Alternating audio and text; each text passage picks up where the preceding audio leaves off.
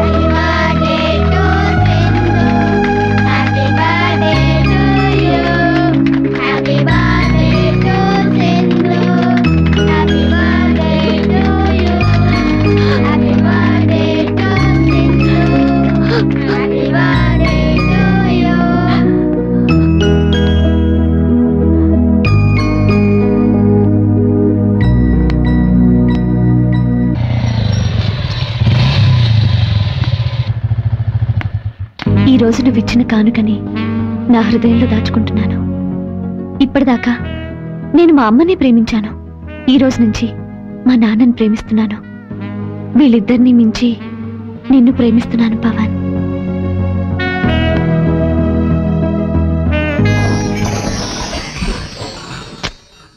సింధు, ఎక్కడికి వెళ్ళావు? నిన్నే అడుగుతుంది. నా కూతురు నా ముందెప్పుడూ తలదించుకోలేదు. ఇన్ని సంవత్సరాల తర్వాత ఇప్పుడు తలదించుకుంది. మమ్మీ, సింధు, ఈ ప్రపంచంలో నాకంటూ ఎవరూ లేరు. కేవలం నువ్వు మాత్రమే ఉన్నావు. చిన్నప్పటి నుంచి ఈ గుండెల మీద నిన్ను పెంచాను. నీకోసం ఇంత ఆస్తి సంపాదించాను. నీ భవిష్యత్తు కోసం ప్రతి క్షణం ఆలోచిస్తున్నాను.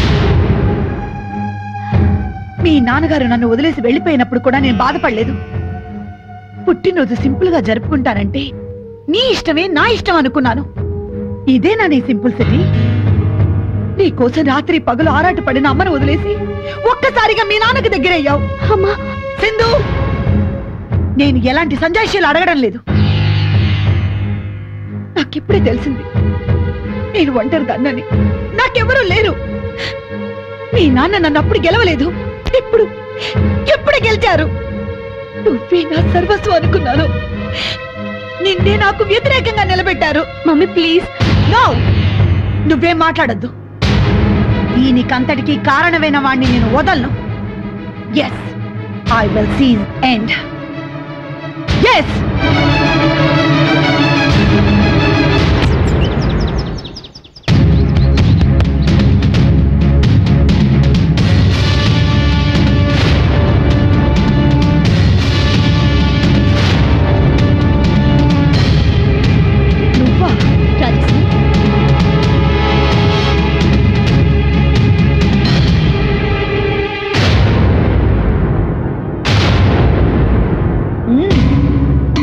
కస్తూరి, నువ్వు నీతి కథలు ఎదుటివారికి బాగానే చెప్తావు.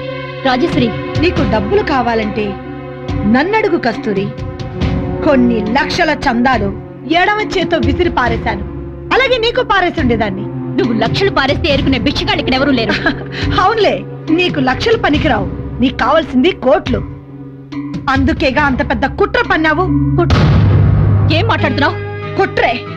నీ కొడుకుని నా కూతురి మీద ప్రయోగించావు. నీ కూతురా? నీ కూతురు ఎవరో నాకు తెలియదు. తన ముఖం కూడా నేను చూడలేదు. అవును, మీలాంటి వాళ్ళు ఎన్ని అబద్ధాలైనా ఆడతారు. పవన్ నీ కొడుకు కాదా? వాడు మా సింధు వెంట తిరగడం లేదా? ఆఫ్టర్ ఆల్ గ్రీటింగ్ కార్డ్స్ అమ్ముకునే నీ కొడుక్కి నా కూతురు కావాల్సి వచ్చిందా? కోట్లకి అధిపతినైన నేను ఏమనుకోవాలి? రాజశ్రీ, నీ కూతురు సింధు అని నాకు ఇప్పుడే తెలిసింది. ఆ దిగజారుడే వద్దనేది. నీ కొడుకు నీకు తెలియకుండా సింధుని చంద్రశేఖర్ దగ్గరికి తీసుకెళ్లాడా? నీ అహంకారాన్ని నీ కూతురికి నేర్పద్దని నీతులు చెప్పావు కదా, నీ కొడుకు ఏం చేస్తున్నది నీకు తెలీదా? నీకొక వార్నింగ్ ఇస్తున్నాను. 2 రోజుల్లో మీరు ఈ సిటీ వదిలి వెళ్ళిపోవాలి. ఈ సిటీ నీ సొంతం కాదు రాజేశ్వరి. నేను తలుచుకుంటే నీ కొడుకు షాప్ 5 నిమిషాల్లో బూడిదవుతుంది. అంత చావ చచ్చిలేడు నా కొడుకు. అవును మరి, అచ్చోసి రోడ్డు మీద వదిలేసావు. సింధుని వల్ల వేసుకుంటే ఊరికే వచ్చిన డబ్బుతో హాయిగా బ్రతుకుదామని కొడుక్కి నూరు పోసావు. నువ్వు ఓ తల్లివి. షటప్. ఇంకొక మాట మాట్లాడితే నేను సహించను. నీ కూతుర్ని నేను కోడలుగా చేసుకోవడమా? అది ఈ జన్మలో జరగదు. నువ్వు కోడలుగా చేసుకో, నీ కొడుకు భారీగా చేసుకుంటాడు. రాజేశ్వరి, నా కొడుకు నేను గీచిన గీత దాటడు. మీరు డబ్బు మీద అహం మీద నిలబడతారేమో, మేం మాట మీద నిలబడే మనుషులం. నా ఇంట్లోంచి బయటికి నడు. Get out.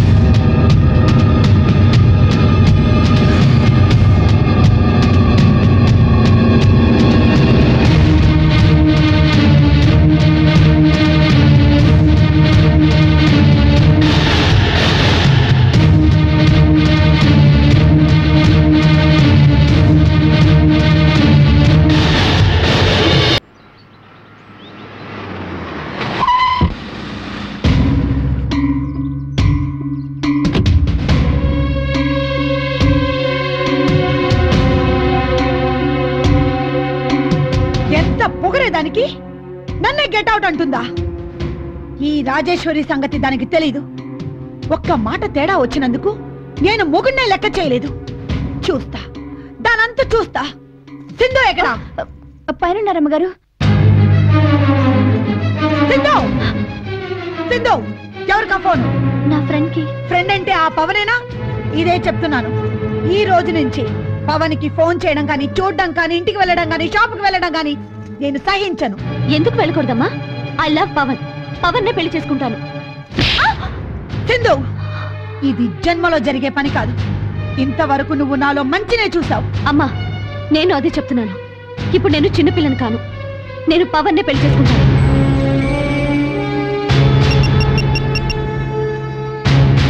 హలో, ఎస్, నేను రాజేశ్వరిని మాట్లాడుతున్నాను. మీ వాడిని వెంటనే హైదరాబాద్కి పంపించండి. క్విక్.